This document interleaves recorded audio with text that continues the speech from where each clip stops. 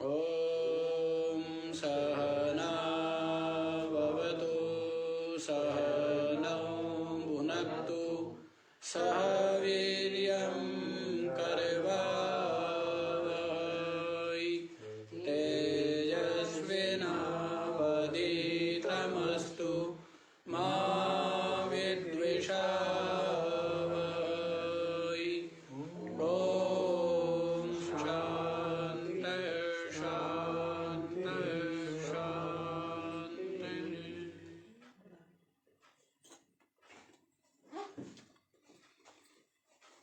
हाँ जी, तो क्या बतला दिया है?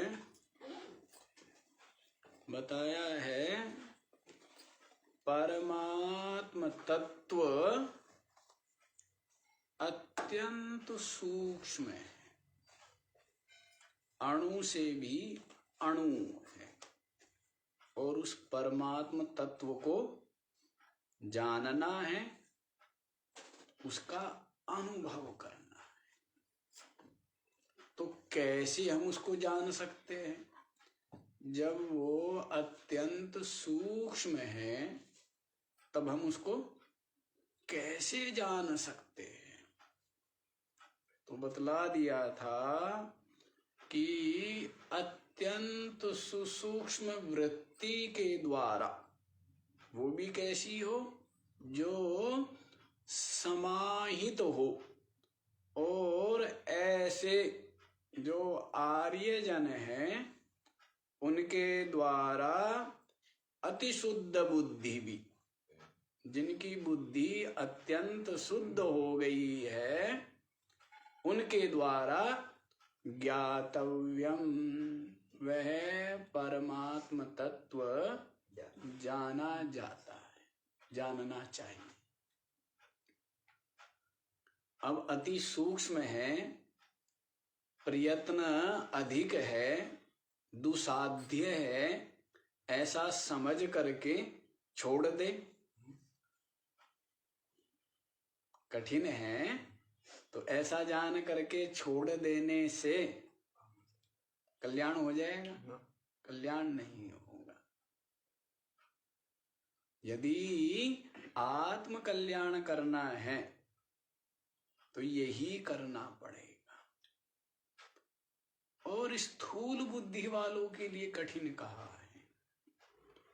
जो विषयासक्त है, द्वैतासक्त है, दृश्य में ही जिनकी आसक्ति है, जो गेह देह आसक्त है, उनके लिए ही कठिन बतलाया है। और जो अनासक्त भाव में प्रतिष्ठित है, जिनका चित्त समस्त दृश्य की आसक्ति से रहित तो हो गया है, तो उनके लिए तो सहज ही, उनके लिए तो अपनी आत्मा ही है। उनके लिए क्या है? अपना आपा ही। ऐसे विवेकियों के लिए इसलिए क्या करना चाहिए विवेकी को? प्रथम जो है बाह्य जगत की आसक्ति का परित्याग करना चाहिए। तो जी हम कर देते हैं, तो ऐसे थोड़ा होगा। जब तक जगत की असारता का बोध नहीं होगा, निश्चय नहीं होगा, आसक्ति छूटेगी? नहीं छूटेगी। और असारता का जो बोध है वो अपने आप हो जाएगा। पुस्तक पढ़ने से हो जाएगा, यज्ञ याग आदि करने से हो जाएगा। बिना विचार के ये संभव नहीं है। बिना विचार के ये संभव नहीं है। अब विचार कोई भी बुद्धि कर पाएगी क्या? नहीं। विचार के लिए बुद्धि शुद्ध होनी चाहिए। विचार के लिए क्या होनी चाहिए? बुद्धि शुद्ध होनी चाहिए। बुद्धि कैसे शुद्ध हो जाएगी? अपने आप हो जाएगी क्या? सत कर्म, सद विचार, सद आचरण करने से क्या होगी? तो समझ आ गया शुरुआत कहाँ से है? कहाँ से शुरुआत है?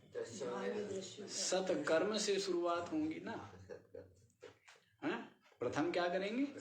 सत्कर्म, सत्संगति, सद्विचार, सद आचरण करने से बुद्धि शुद्ध होगी। और ऐसी निर्मल बुद्धि ही विचार करने में समर्थ हो पाएगी। समझ आ रही है बात? हाँ जी, शुरुआत से बता रहे हैं, समझ लीजिए। क्या बताया? सर्वप्रथम सत्कर्म आदि करेंगे, सद आचरण करेंगे, तो उससे क्या होगी? बुद्धि निर्मल होगी। और निर्मल बुद्धि ही विचार करने में समर्थ हो पाएगी। सार क्या, असार क्या, सुख रूप क्या, दुख रूप क्या, है ना, हितकर क्या, अहितकर क्या, ये विचार करने में कौन हो पाएगी? ऐसी शुद्ध बुद्धि। अब विचार करेंगे तो दृश्य की, जगत की असारता का बोध होगा। समझ लीजिए कहां से शुरू किया है, इनको लिख भी लेना भले, ठीक है। कर्म, विचार, सद आचरण, ये प्रथम है। इनसे बुद्धि निर्मल होती जाएगी, इनसे बुद्धि निर्मल, और निर्मल बुद्धि ही सार असार का विचार कर पाएगी। और दृश्य जगत की असारता का बोध होगा। जब विचार करेंगे तभी क्या होगा? तभी तो बोध होगा। जब दृश्य जगत की असारता का बोध हो गया तो इसकी आसक्ति छूट जाएगी। क्या होगा? दृश्य जगत की असारता का ज्ञान होगा तो क्या होगा? आसक्ति छूट जाएगी। और जब इसकी आसक्ति छूट गई तो क्या हो गया? आप अनासक्त हो गए। तब ही आप आत्मचिंतन कर पाने में समर्थ हो पाएंगे। प्रतिबंध जो सबसे बड़ा है वो आसक्ति ही है ना। तो आसक्ति कैसे हटे, उसका तरीका आपको बता दिया। कितने कदम बताए? 5 कदम बता दिए, है ना। आसक्ति छोड़ने के कितने कर्म बताए, कितने कदम बताए? पहला क्या है? सत्कर्म, सद विचार, सद आचरण, सत्संगति, सज्जनों का संग। इससे क्या होगी? बुद्धि संस्कृत हो। क्या होगी? ऐसी संस्कृत बुद्धि ही सार असार का विचार करने में समर्थ हो पाएगी। ठीक है। फिर जब सार असार का विचार करेगी तो पता लगेगा कि संपूर्ण दृश्य जगत असार है। क्या है? संपूर्ण दृश्य जगत असार है। जब ये बोध हो जाएगा, निश्चय हो जाएगा, क्या होगा फिर? आसक्ति छूट जाएगी, जो कि सबसे बड़ी बाधा रहती है ना। दृश्य जगत की क्या है? आसक्ति। और ये आसक्ति ऐसी चित्त में जमी रहती है कि इस दृश्य में ही ये चित्त अधिक निवास करना, इसी में प्रियता समझता है। हर समय चिंतन विचार क्या हो रहा है? दृश्य में रहता है ना। कहाँ रहता है? दृश्य में रहता है। यहाँ पर भी दृश्य जगत में है, स्वप्न में भी दृश्य जगत अपना संसार निर्माण कर लेता है। क्या कर लेता है? और जब थक जाता है फिर सो जाता है। फिर क्या करता है? फिर सो जाता है। जगे रहकर और अपने स्वरूप में नहीं जगता है। अपने स्वरूप में नहीं जगता है, नहीं ठहरता है, नहीं जानता है अपने स्वरूप को। अब जगे हुए संपूर्ण दृश्य का विलय करके अपने साक्षी चिद स्वरूप में का बोध होना, विराजमान होना, यही क्या है? यही तत्व प्राप्ति है। यही मोक्ष है, यही मोक्ष है। एक बार अभ्यास करके प्रयत्न करके ये अनुभव कर लिया जाए और उसके पश्चात फिर निश्चिंत ही निश्चिंत है। फिर क्या है, फिर चिंतन नहीं करना, क्योंकि अब जान गया नाश किसका होगा, मृत्यु किसकी होगी, शरीर की होगी, मेरी नहीं। निश्चय हो गया, दृढ़ अपरोक्ष हो गया, तो अब सब स्पष्ट है। जैसे अंधकार था तो सब कुछ अस्पष्ट था, दरवाजा किधर, खिड़की किधर, स्विच किधर, कुर्सी किधर, तख्त किधर, प्रकाश हो गया तो है ना, दरवाजा कहाँ है, कुर्सी कहाँ है ना, गद्दा कहाँ है, मेज कहाँ है, सब स्पष्ट हो जाता है। तो वैसे ही बोध हो गया है कि मैं तो चिन्मात्र आत्मा हूं। इस कारण से शरीर के नाश होने से उसको कोई भय क्लेश नहीं है। इसी प्रकार ये जो सूक्ष्म शरीर है, जो कि क्या है, अष्टपुरी भी जिसको कहते हैं, और 17 तत्वों से बना हुआ, 5 ज्ञानेन्द्रिया, कर्मेंद्रिया, 5 प्राण और मन बुद्धि, इनसे बना हुआ ये जो सूक्ष्म शरीर है, ये भी मैं नहीं, मेरा नहीं, दृश्य ही है, और मैं तो इनसे परे इन सब का साक्षी हूं। ऐसा बोध होने से वो क्या है, निर्भय ही है, निर्भय ही है।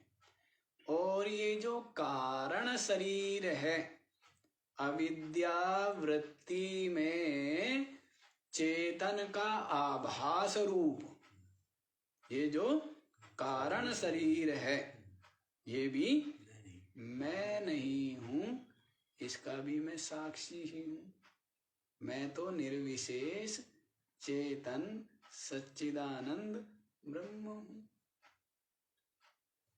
अब बतलाइए, कोई भय है मृत्यु का, नाश होने का, वियोग होने का कोई भय है? अद्वितीय भाव में प्रतिष्ठित हो जाता, मुक्त ही है।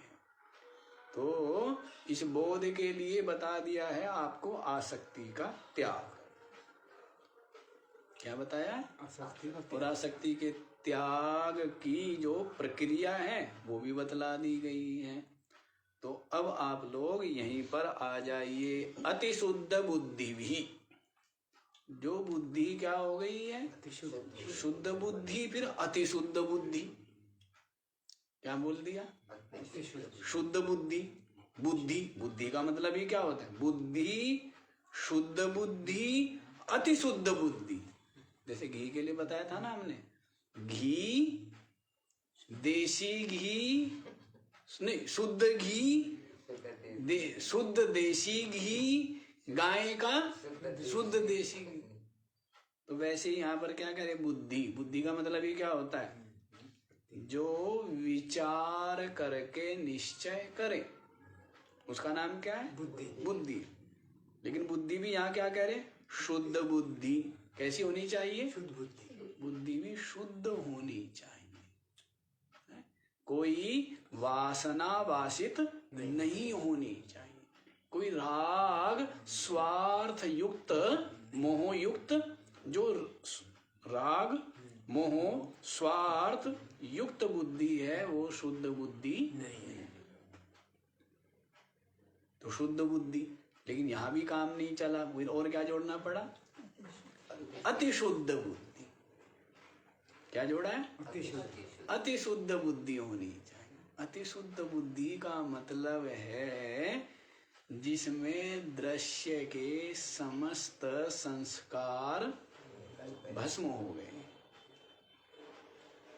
कैसी बुद्धि, दृश्य के प्रति पहले राग है और उसके पश्चात क्या, सत्यत्व बुद्धि। क्या है? जिस जिसको सत्य मानते हैं उसमें राग करते हैं। क्या करते हैं? जिस जिसको सत्य मानते हैं, सुख रूप मानते हैं, फिर उसमें क्या होता है? राग होता है। पहले सत्यत्व बुद्धि, सुख बुद्धि, तत्पश्चात राग, यही है ना जी। तो वैसे ही राग भी गलित हो गया। क्यों गलित हो गया? क्योंकि सुख बुद्धि नहीं है। क्या बुद्धि हो गई? दुख बुद्धि हो गई। दुख बुद्धि असार है, तो राग गलित हो गया। अब सत्यत्व बुद्धि, राग जरूर छूट गया है, लेकिन अभी इस दृश्य में क्या बनी हुई है? सत्यत्व बुद्धि बनी है। लेकिन ये भी विज्ञान प्राप्त हो गया है कि दृश्य जगत सत्य नहीं है, स्वप्न के समान प्रतीति मात्र मिथ्या है। ऐसी निश्चयात्मिका जो बुद्धि है उसको ही क्या कह रहे? अतिशुद्ध बुद्धि। आर्य जनों के द्वारा अतिशुद्ध बुद्धि से अत्यंत सूक्ष्म वृत्ति द्वारा समाधिना, जो निर्विकल्प समाधि, जो केवल चिद साक्षी रूप का जो बोध है, अनुभव है, इसके द्वारा ही परमात्म तत्वम ज्ञातव्यम, परमात्म तत्व जानना चाहिए। स्पष्ट हुआ या नहीं स्पष्ट हुआ? सुनना नहीं है। देखो एक चीज होती है, किसी से आपने रास्ता पूछा, वो रास्ता बता देता है और आप बहुत ज्यादा ध्यान कई बार नहीं देते, क्योंकि आप सोचते हो कि मुझे तो वहां जाना नहीं है ना। जैसे हमारे साथ होता है ये बात। हमारे साथ क्या होता है, पहले भी आपको बताया होगा, मैं किसी से नाम पूछता हूँ और जब नाम पूछता हूँ, जब वो नाम बता रहा होता है उस पर बिल्कुल ध्यान नहीं देता हूँ, क्योंकि मैं एक व्यवहारिकता के नाते नाम पूछता हूँ। आपको बड़ी विचित्र बात बता रहा हूँ, ये मेरे साथ बड़ी समस्या है कि मैं किसी से पूछूंगा नाम, अब वो नाम बताएगा लेकिन उस पर नाम पर मैं अंदर ही अंदर दूसरा क्वेश्चन बना रहा हूँ, क्योंकि उस व्यक्ति को यूं ना लगे कि भाई हमें थोड़ा सा भी हम हाथ तो नहीं दिया गया, तो मैं क्वेश्चन बना रहा होता हूँ। तो मैंने पूछा नाम, उसने बताया, कोई ध्यान नहीं। मैं दूसरा प्रश्न पूछता हूँ कि कहाँ से आए हो, तो फिर वो बताएगा, उस पर भी ध्यान नहीं दूंगा। ये बीमारी हो सकता है, रोग हो सकता है रोग भी हो ये, लेकिन उसके पश्चात वो दूसरा प्रश्न का उत्तर देगा, ध्यान नहीं दूंगा। फिर मैं तीसरा प्रश्न पूछूंगा कि भाई वो कैसे है, जैसे कोई होगा तो वो कैसे है, तो यूं जिससे कि उसको थोड़ा यूं लगे कि हाँ मेरे से 2 मिनट बात कर। तो ये बड़ी समस्या है। और फिर वो व्यक्ति बैठा हुआ है, थोड़ी देर पश्चात मेरे को ध्यान आता है कि मैंने इससे नाम पूछा था, नाम तो मेरे को पता ही नहीं। फिर मैं बड़ी दुविधा में फंसता हूँ कि अब इसको कहूँ कि पानी लेके आ या वो लेके आ, या भाई उधर बैठ जाओ, तो किस नाम से पुकारूं। अब उसको दोबारा नाम पूछूं तो ये समझेगा महात्मा भुलक्कड़ है, या फिर ये समझेगा कि भाई हम मेरे को इम्पोर्टेंस अपना अपमान मानेगा। तो ये बड़ी समस्या। फिर बुद्धि पे थोड़ा दबाव डालता हूँ, पर बुद्धि कहती है मैंने तो सुना ही नहीं था। हाँ, ये अनेकों बार होता है, अनेकों बार नहीं, सदा ही ये होता है, सदा ही कि मैं नाम पर ध्यान दे ही नहीं पाता, प्रश्न पर ही ध्यान रहता है।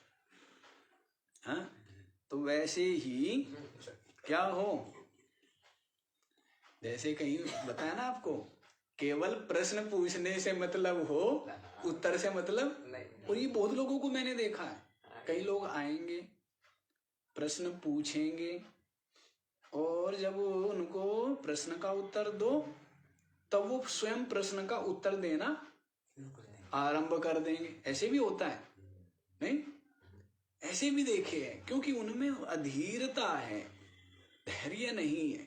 और साथ साथ जिज्ञासा भी नहीं है, आंतरिक जिज्ञासा। उनका वो प्रश्न बौद्धिक हो सकता है,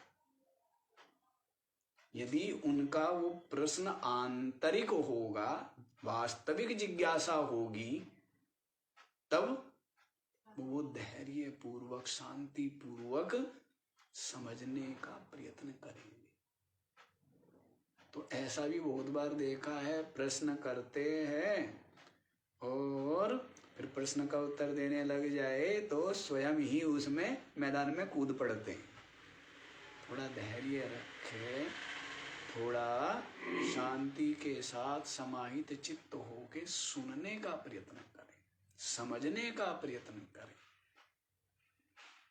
तभी जिज्ञासाएं शांत होगी। जिज्ञासु तो कम से कम ऐसा ही करेगा, है ना।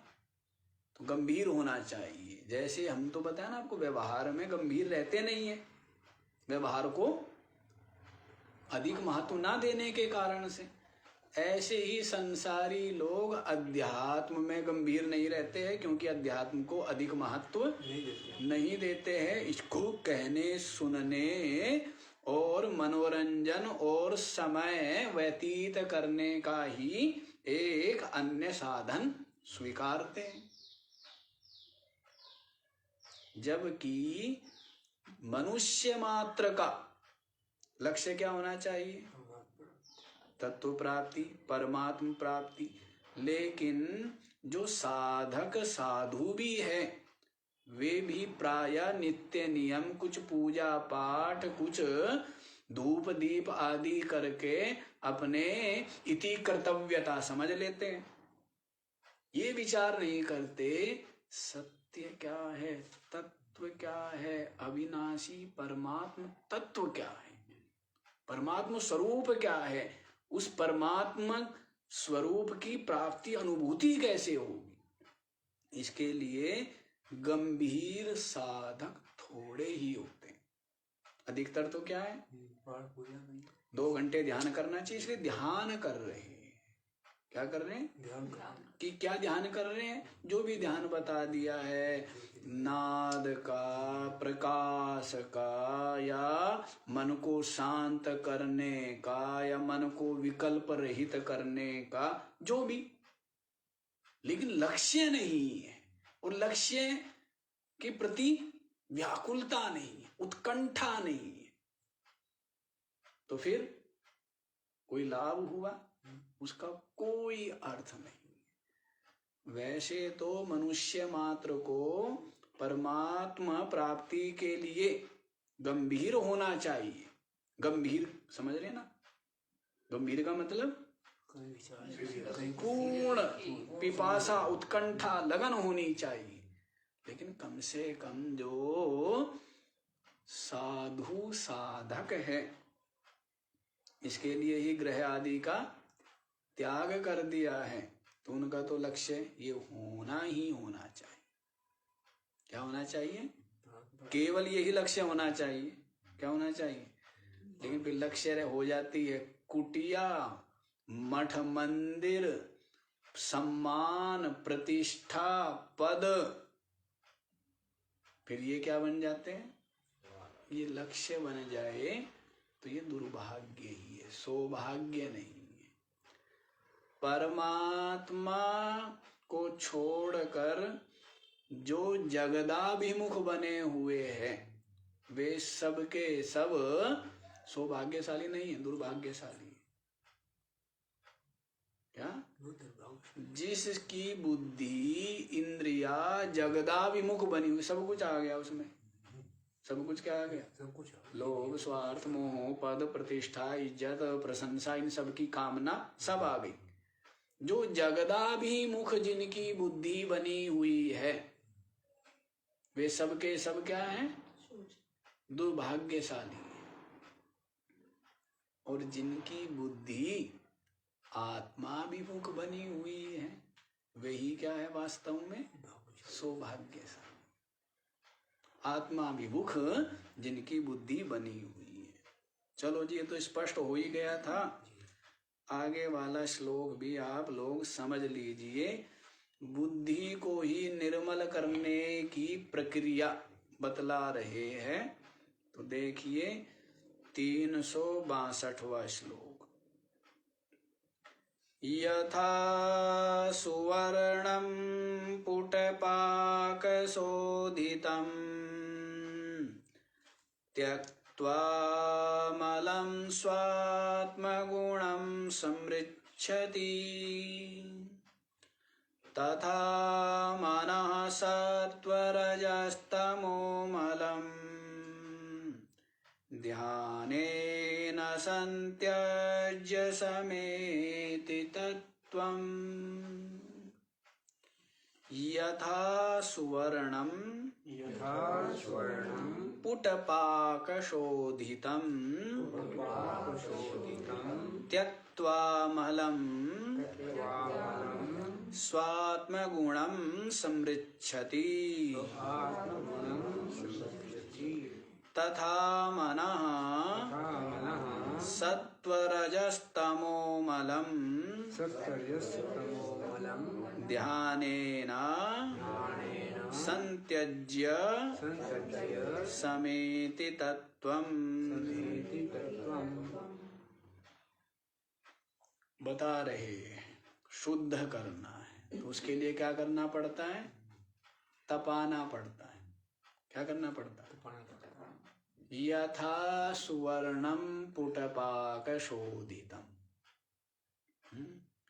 जैसे सोने को शोधित किया जाता है, बीच बीच में उसमें क्या किया जाता है? सुहागा आदि का पुट दिया जाता है।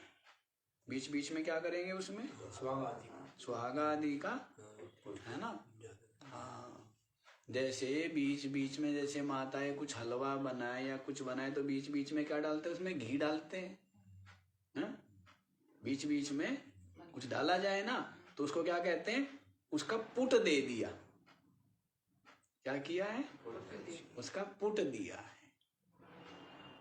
तो पाक माने पकाना। पाक माने क्या है?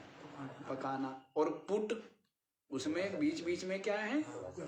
हाँ, उसको मसाले को डालते रहना। तो जैसे सोने को शोधन करने वाले क्या करते हैं? पुट पाक विधि से उसके मल को हटा करके और शोधित स्वर्ण प्राप्त करते हैं। सुहागे डालते हैं ना? हाँ, और बहुत भट्टी आग बड़ी तीव्र होती है कि पूरा का पूरा सोना गल जाता है, पिघला हुआ होता है। और उसमें ये जो सुहागा आदि का पुट दे करके उसको खूब पिघलाया जाता है, तपाया जाता है, तब जा करके शोधित स्वर्ण प्राप्त होता है। इसी प्रकार से, ठीक है? ज्यादा सोने के विषय में जानना हो तो सुनार के पास पूछ लेना, ठीक है? नहीं, अब हमें नहीं जानकारी है उसकी। तो अब इसी प्रकार से ये आपका जो मन है, और मन उपलक्षित क्या हो गया? बुद्धि भी, चित्त, एक ही बात है ना? मन, बुद्धि, चित्त, अहंकार, वृत्ति भेद से नाम पड़ गया एक अंतःकरण का ही। वृत्ति है, वृत्ति मात्र ही तो है, लेकिन वृत्ति भेद से इनके 4 नाम हो गए। जो संकल्प विकल्पात्मक वृत्ति है उसका नाम मन है। जो निश्चयात्मिका वृत्ति है उसका नाम बुद्धि है। जो चिंतनात्मक वृत्ति है उसका नाम चित्त है। और जो अहम रूप वृत्ति है उसका नाम अहंकार है। तो एक वृत्ति है और वही वृत्ति क्रिया भेद से क्या हो गई? 4 उनके नामकरण हो गए। तो इसी प्रकार से ये जो मन है इसमें भी मैल भरे हुए हैं। आपके मन में क्या भरे हुए हैं? मैल भरे हुए। सत्व रजस तमो मलम, क्या भरे हुए? सत्व रज तम, जो गुण है इनके मैल भरे हुए। तमो गुण, जहां पर क्या है? दूसरे का अहित हो, द्वेष, ईर्ष्या, कपट, ये क्या है? ये तमोगुण के गुण है। हाँ, तमोगुण के कार्य है, तमोगुण का स्वरूप है। रजोगुण, जहां पर स्वार्थ, लोभ, मोह होवे, वहां क्या है? रजोगुण है। सत्वगुण, जहां पर सात्विक कर्म तो है लेकिन साथ में उनका अहंकार है। क्या है? सात्विक कर्म है लेकिन उसमें भी क्या है? प्रशंसा, अहंकार, सम्मान आदि, ये सब क्या है? ये सत्व गुण हो गए। समझ आ रहा है ना? व्यक्ति सात्विक कर्म करता है ना, तो साथ में क्या है? तपस्या की, यज्ञ किया, जप किया, ध्यान किया, भंडारा किया, तो क्या होता है? सब सात्विक कर्म है ना? तो उससे क्या आ जाता है? हाँ, प्रशंसा हो, सम्मान हो, है? तो ये क्या हो गया?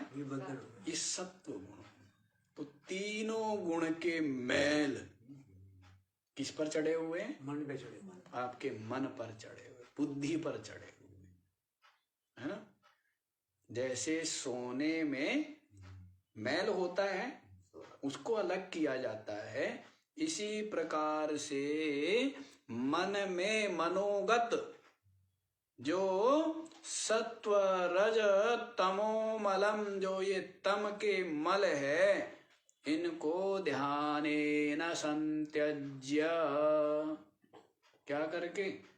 निरंतर आत्मचिंतन के द्वारा, निरंतर आत्मचिंतन के द्वारा इनको दूर करके, संत्यज्य माने सम्यक रूप से इनका परित्याग होकर, तत्वं समेति, क्या होता है? तत्व की सम्यक रूप से प्राप्ति होती है। प्रथम क्या करना है? अपनी बुद्धि को परिमार्जित करना है। जैसे अभी आपको बताया, आसक्ति बुद्धि का मैल है और उसको मैल को हटा देना, अनासक्ति का भाव आना, ये क्या हुई? बुद्धि की निर्मलता। अभी बताया ना, आसक्ति क्या है? बुद्धि का मैल है, उसको क्या करना पड़ेगा? मांजना पड़ेगा। जब आपकी बुद्धि राग रहित हो जाएगी तब आपकी बुद्धि क्या हो गई है? निर्मल हो, निर्मल हो। और जो निर्मल बुद्धि है, जिसके समस्त मैल हट गए हैं, ऐसी बुद्धि के द्वारा तत्वं समेति, क्या होता है? तत्व की सम्यक रूप से प्राप्ति। तो हे जिज्ञासुओं, वास्तव में जो केवल परमात्म पथ के पथिक हैं, जो केवल परमात्म प्राप्ति जिनके जीवन का लक्ष्य है, ऐसे जो जिज्ञासु है, उनको सावधान कर रहे हैं कि प्रथम अपनी बुद्धि को निर्मल बनाओ। जिस बुद्धि में ये तमोगुण, रजोगुण, सत्वगुण अपने पूरे परिकरों के सहित डेरा जमाए रहते हैं, तमोगुण के बहुत विशाल क्षेत्र है, रजोगुण का, तमोगुण का क्या सत्वगुण का बोध, यही तो माया है। ये तीन गुण ही क्या है? माया है। यही माया है।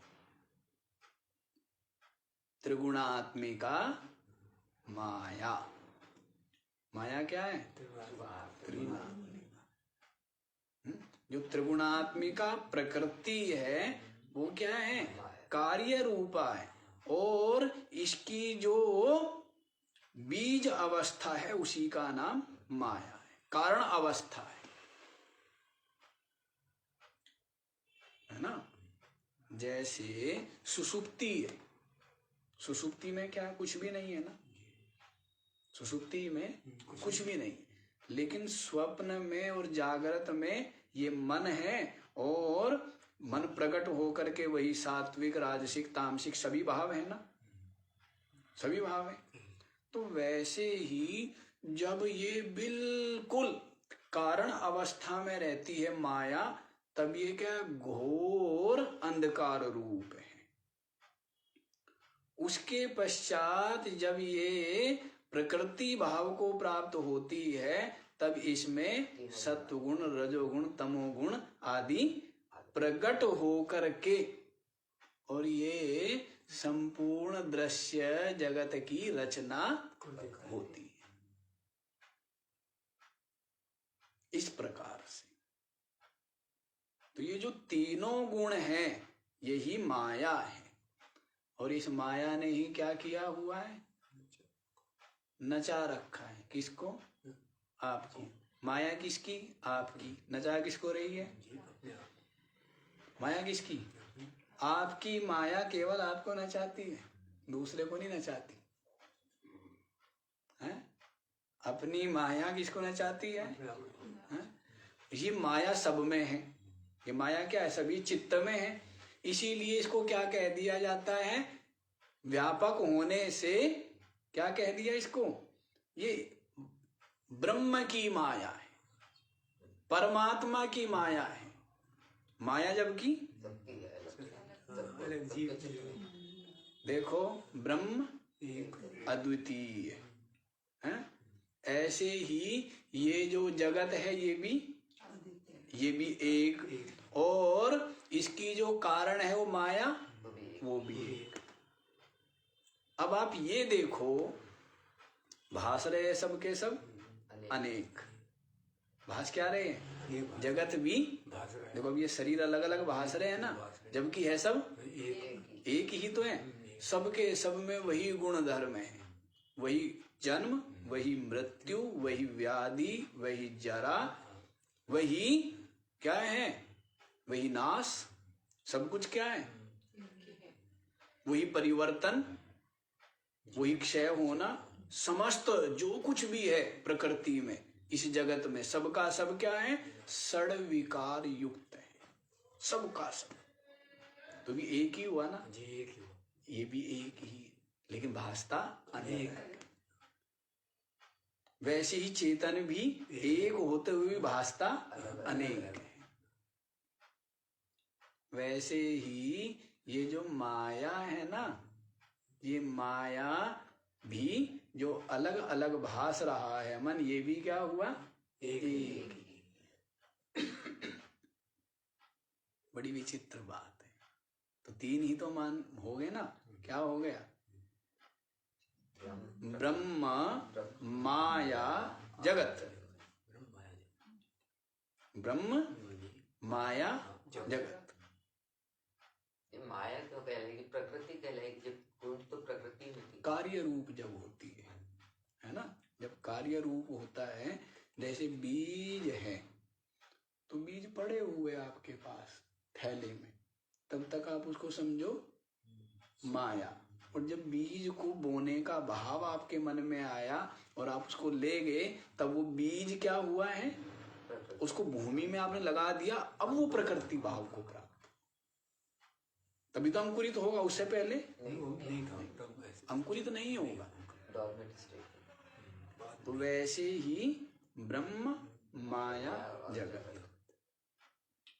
तो ये जो माया है, आपका मन, यही माया है। और इसमें ही तीनों गुणों का वास है।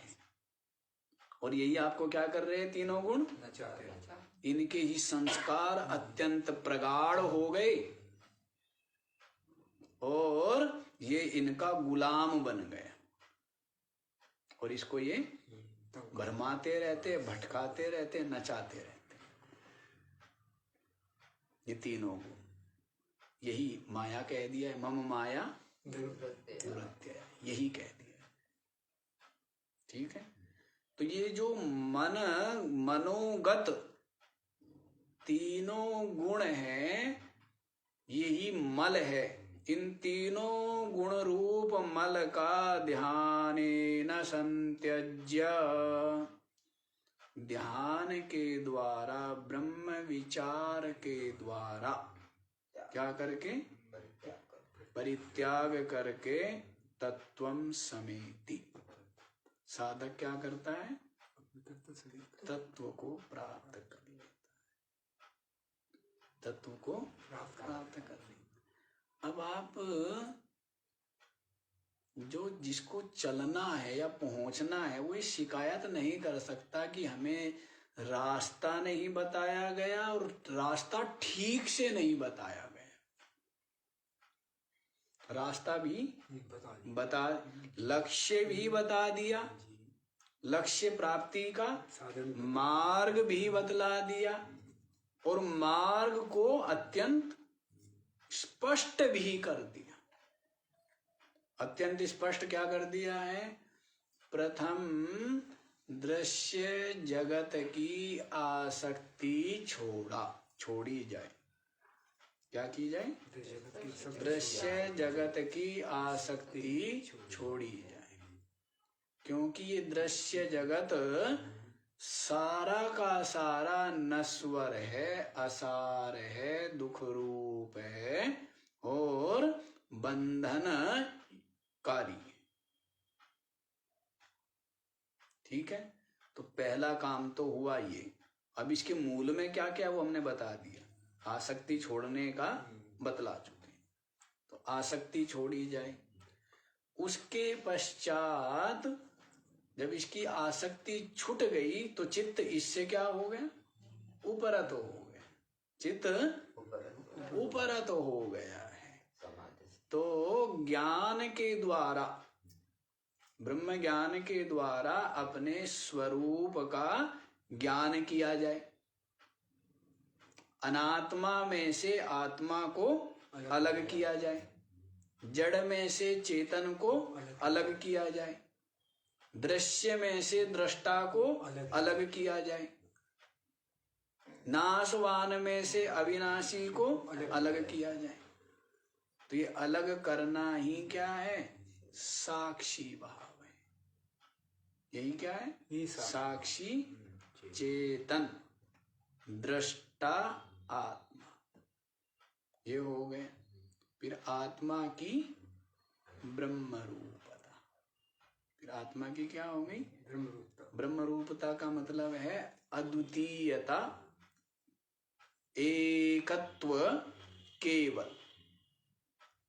ब्रह्म का मतलब व्यापक, व्यापक माने जो एक ही तो व्यापक होगा ना, दो होंगे तो क्या हो जाएगा, फिर व्यापक भाव नहीं, वो सापेक्ष व्यापकता रह जाएगी, निरपेक्ष व्यापकता नहीं रहेगी।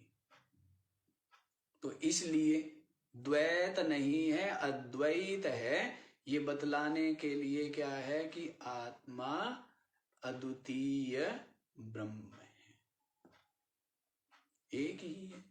और एकत्व की रोज अनुभूति होती भी है ही, सुसुप्ति में भी एकत्व की है। भेद तो बुद्धि से है, भेद किस अंतःकरण से, तो भेद है, अंतःकरण हट है, एक ही है, अभेद ही है। पूर्ण व्यापकता चिन्मात्र है, चिन्मात्र। चेतन का अपलाप कोई नहीं कर सकता, चेतन का कोई निषेध कर सकता है, जो सबको जानने वाला है, जिसकी सत्ता से मन बुद्धि जानने वाले बने हुए हैं, सब कुछ जान रहे हैं। जिसकी सत्ता से।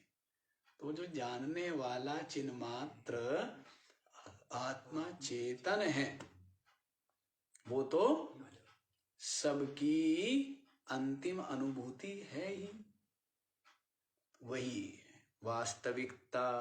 ठीक है, लेकिन आदत पड़ गई जगत में रहने की, आदत हो जाती है ना, जैसे बच्चों की होती है ना, पहले जाना नहीं चाहते और फिर आना नहीं चाहते, ऐसे होते हैं ना।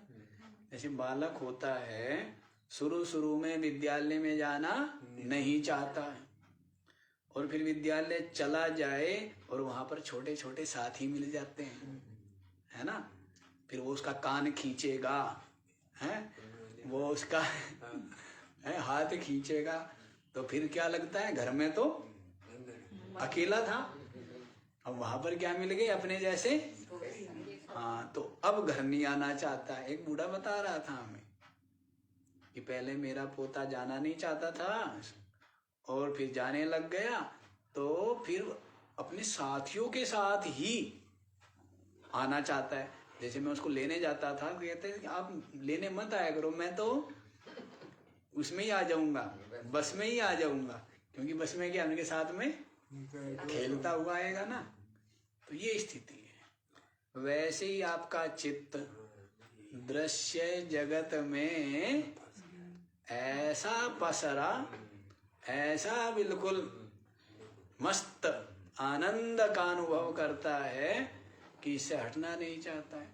जिसका हटना नहीं चाहता है वो हटते भी नहीं, पहुंचते भी नहीं। और जिसका चित्त इस दृश्य की वास्तविकता को जान गया, आज सुख दे रहा है, देगा तो दुखी, और सुख भी कहाँ दे रहा है, सुख दे भी कहाँ रहा, क्या दे रहा है, दुख ही दे रहा है। सबका सब दुख ही, दुखम सर्वम ही विवेकिना, विवेकी के लिए तो सबका सब दुख रूप ही है, क्योंकि वो इसके परिणाम पर विचार करता है, वो थोड़ा आगे देखता है। तो आगे देखता है, क्या देखता है, वियोग, नाश, मृत्यु, यही देखता है ना। इसलिए क्या हो गया, दुख रूप ही हुआ, दुख रूप ही। ठीक है, चलिए ये बात आप समझ गए हैं, तो अपने चित्त को निर्मल बना करके क्या करना है, तत्वम समेति, जो आत्म तत्व है उसको प्राप्त कर लेता है आपका चित्त। सुंदर प्रक्रिया बतला दी है, और बहुत बुद्धिमानों के लिए बड़ी सहज प्रक्रिया है इसके लिए, और बुद्धिमान तो सभी है ही। कितनी अच्छी बात है, संसार के लिए नहीं, कितनी अच्छी बात है, आपके लिए है। बुद्धिमान सब है ही, और बुद्धिमानों के लिए ऐसा कर पाना क्या है, सहज। क्या कर पाना, जगत की आसक्ति छोड़ पाना सहज है, बच्चों का काम है। नहीं नहीं, जगत की आसक्ति छोड़ना बच्चों का काम है। यही तो गया। जब शास्त्र का देखो, वैसे तो विचारवानों को शास्त्र की भी आवश्यकता नहीं, लेकिन जो संत महापुरुष है, ऋषि महर्षि है, उन्होंने कृपा करके बहुत विस्तार पूर्वक जगत का स्वरूप, इसकी वास्तविकता आपके सम्मुख प्रकट कर दी है और बतला दिया है। खूब अच्छे से देख लो भाई, सबका सब, जिसको सुख रूप मानता है ये दुख रूप सार मानता है, कुछ भी इसमें सार नहीं है, असार है, नित्य मानता है, नाश होने वाला है, सबका सब क्या है, नष्ट होने वाला है, बांधने वाला है, खोलने वाला नहीं है। काम सारे करते हैं, खुल जाऊंगा, इससे क्या हो जाऊंगा, खुल जाऊंगा, लेकिन उससे क्या होगा, और बंध जाएगा। जितने जितने खोलने के यत्न करता है उतना उतना गांठ बनती जाती है।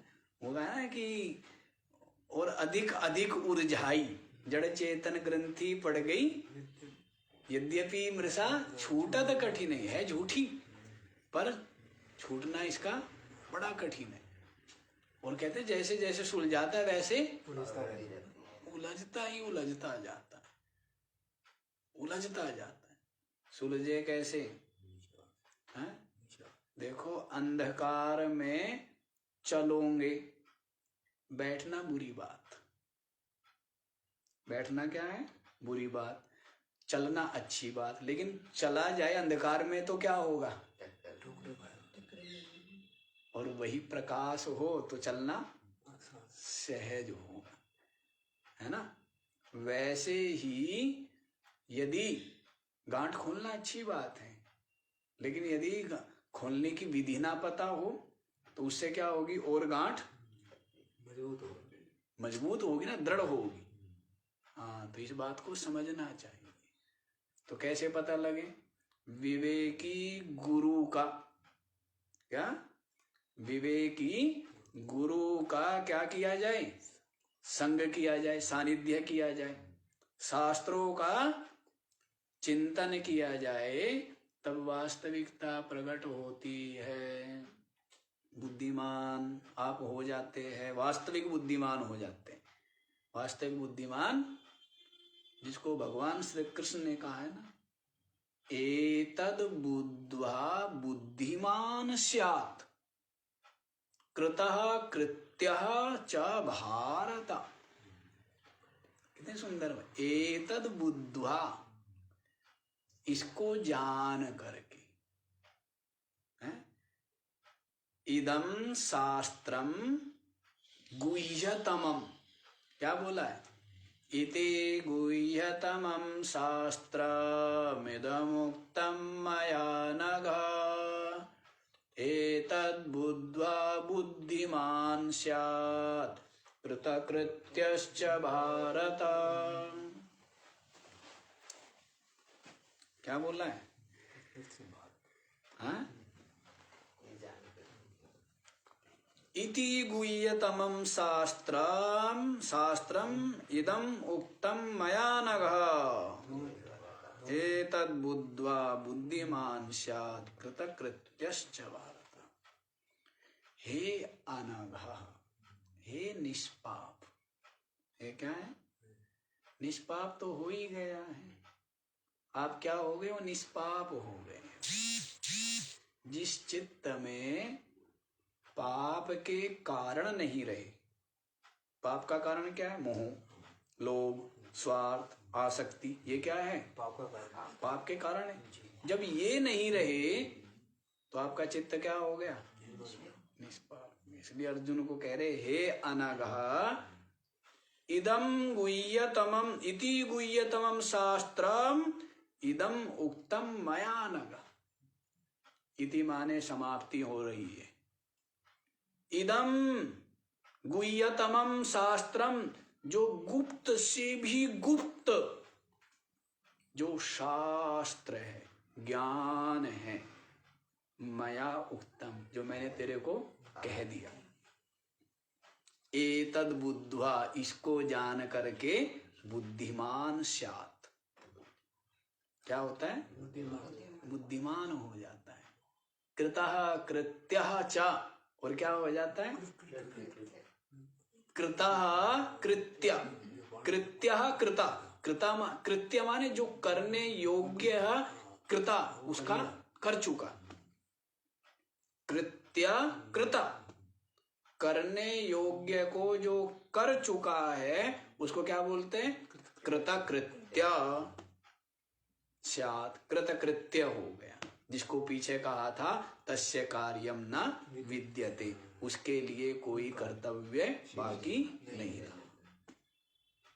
तो सुंदर सुंदर मीठे मीठे वचन है, 15वें अध्याय में।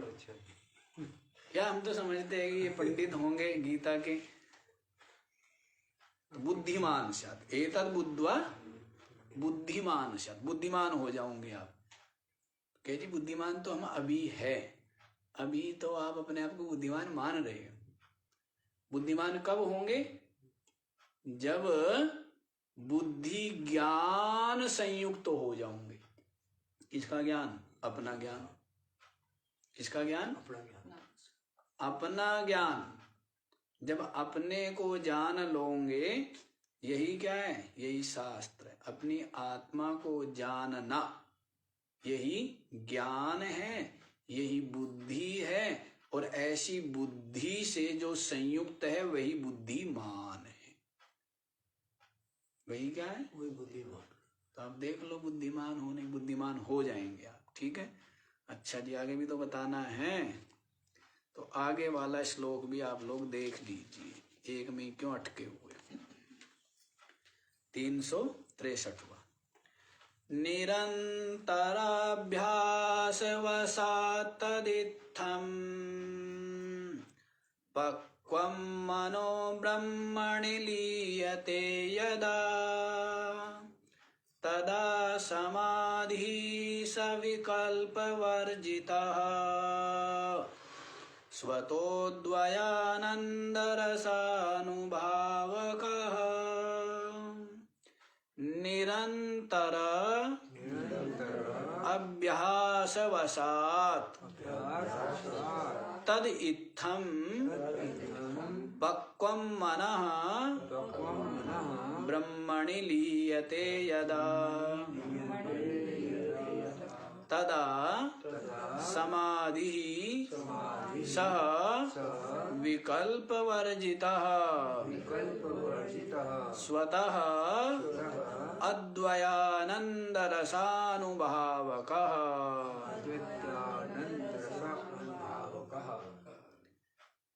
यदा माने जब। यदा माने जब। तप की बात चल रही है। इसकी बात चल रही है तप करने। तप करना चाहिए। आसक्ति का त्याग करना, विचार करना, यही सब क्या है? यही तप है। आत्मचिंतन करना यही तप है। दृश्य में सत्यत्व बुद्धि का परित्याग कर देना, ये सब तप है। तो क्या कह रहे? यदा माने जिस समय, निरंतर अभ्यास वशात। निरंतर, अंतर से शून्य माने निरंतर, हर क्षण। क्या हो? हर क्षण हो, दिन रात हो। पीछे बता ना, आहार निशम किम परिचिंतनीयम। दिन रात क्या चिंतन करना चाहिए? संसार मिथ्यात्व शिवात्म तत्व। ये संसार मिथ्या है और मैं आत्मा। क्या चिंतन करना चाहिए दिन रात? साधक को, संसारी को, वो तो जो करते हैं कर ही रहे हैं। साधक को क्या चिंतन करना है? ये संसार मिथ्या है और मैं शरीर नहीं हूं, मैं साक्षी चेतन आत्मा ब्रह्म। ये चिंतन करें। तो उसी को कह रहे निरंतर, अंतर से रहित, निरंतर, हर समय, हर समय। नहीं? जैसे आपको हीरा मिल जाए, क्या अत्यधिक मूल्यवान हीरा मिल जाए, जो अत्यधिक मूल्यवान हो, तो हर समय किसका चिंतन होगा? है ना? हर समय क्या होगा? ये उसी का चिंतन हो। खाते पीते सोते उठते बैठते जागते हर समय वही चिंतन। इसी प्रकार से साधक भी, उसके लिए सबसे मूल्यवान क्या है? परमात्म प्राप्ति, बंधन मुक्ति। और उसका साधन क्या है? उसका साधन है आत्मचिंतन। परमात्मा अनुभूति का साधन क्या है? आत्मचिंतन। तो इसलिए आत्मचिंतन से अधिक उसके लिए मूल्यवान कुछ नहीं है, दूसरा कुछ नहीं है। इसलिए निरंतर क्या करेगा वो? आत्मचिंतन करेगा। इसी के लगा निरंतर अभ्यास वसात, निरंतर अभ्यास कर रहा है कि ये अन्नमय कोश, प्राणमय कोश, मनोमय कोश, विज्ञानमय कोश, आनंदमय कोश रूप जो है ये मैं नहीं हूं, ये सब दृश्य है, मैं साक्षी। ये स्थूल शरीर, ये सूक्ष्म शरीर, ये कारण शरीर मैं नहीं हूं, मैं आत्मा। इस प्रकार निरंतर मैं जड़ नहीं हूं, चेतन हूं, दृश्य नहीं हूं, दृष्टा हूं, नाशवान नहीं हूं, अविनाशी हूं, निरंतर उपाधि नहीं हूं, इन सब का प्रकाशक साक्षी चेतन हूं। निरंतर निरंतर यही अभ्यास, यही चिंतन करने से जो क्या होता है? परिपक्व हुआ, पक्वम मनः, जो पक्का हो गया है मन, इस प्रकार तद इत्थम, इस प्रकार से निरंतर चिंतन करने से मनः पक्वम, ये मन में यही संस्कार पक्के हो जाते हैं, यही निश्चय हो जाता है। और ब्रह्मणि लीयते, वो अपने स्वरूप में ही विलय हो जाता है, अपने स्वरूप में ही विलय हो जाता है, ठहर जाता है, टिक जाता है, तदाकार हो जाता है। क्या हो जाता है? ब्रह्माकार हो जाता है, निरंतर ब्रह्माकार, निरंतर। जैसे अभी आप क्या हो गए? देहाकार हो गए। क्या हो गए? देहाकार हो गए ना। कभी मन बुद्धि आकार, जीवाकार, लेकिन फिर क्या हो गए आप हो गए ब्रह्माकार। आपका मन क्या हो गया है? ब्रह्माकार। अहम ब्रह्म, अहम ब्रह्म, क्या हो गया? मैं ब्रह्म, शरीर आदि उपाधि में नहीं। ये तो सबकी सब जन्म मृत्यु संयुक्त है। मैं अविनाशी चेतन। निरंतर ये बोध, निरंतर ये निश्चय, निरंतर ये स्फूर्ति, निरंतर ये अनुभूति बनी रहती है। लेकिन इसके लिए क्या हो? अभ्यास। इसके लिए क्या हो? अभ्यास कौन कर पाएगा? जिसकी आसक्ति, दृश्य की आसक्ति गलित तो हो गई होगी।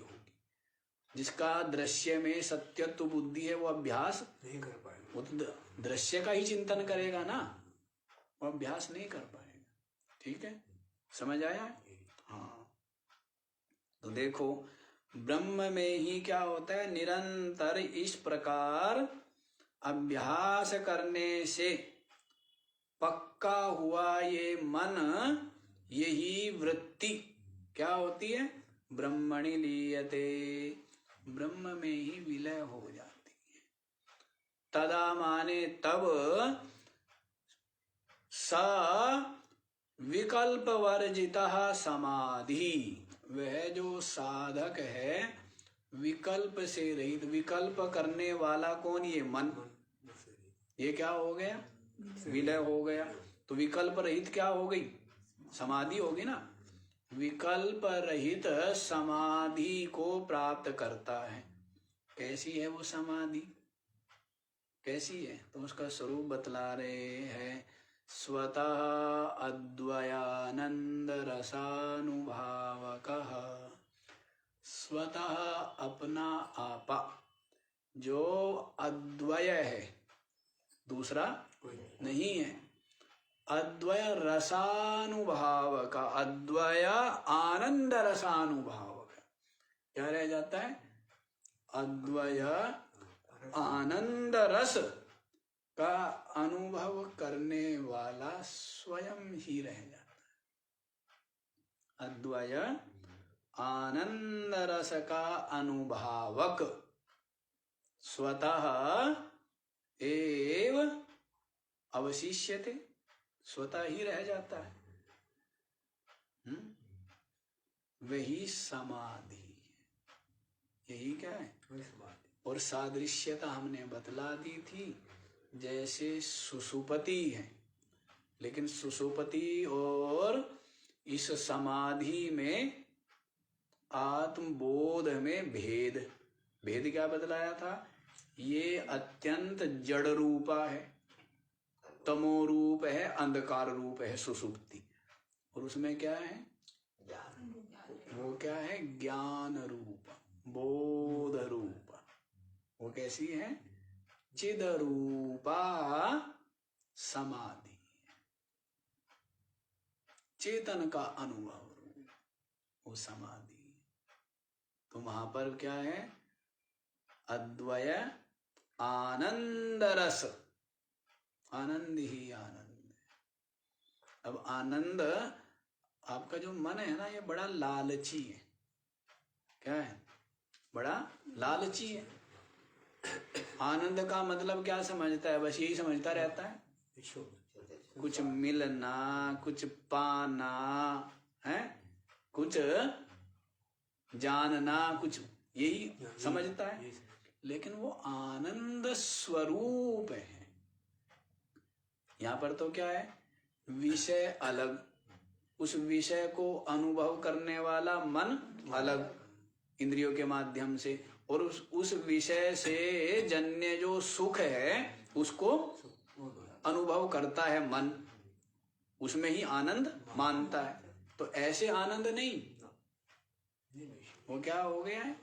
ये जो मन है ये तो विलय ही हो गया है, ब्रह्म रूप आत्म रूप हो गया है, चिन्ह मात्र हो गया है। तो अपनी जो आत्मा है वो क्या है? सच्चिदानंद रूप है, सदरूप, चिदरूप और आनंद रूप। ठीक है, तो वही शेष रह जाता है। तो बाकी का विचार कल करेंगे। ओम पूर्णमदे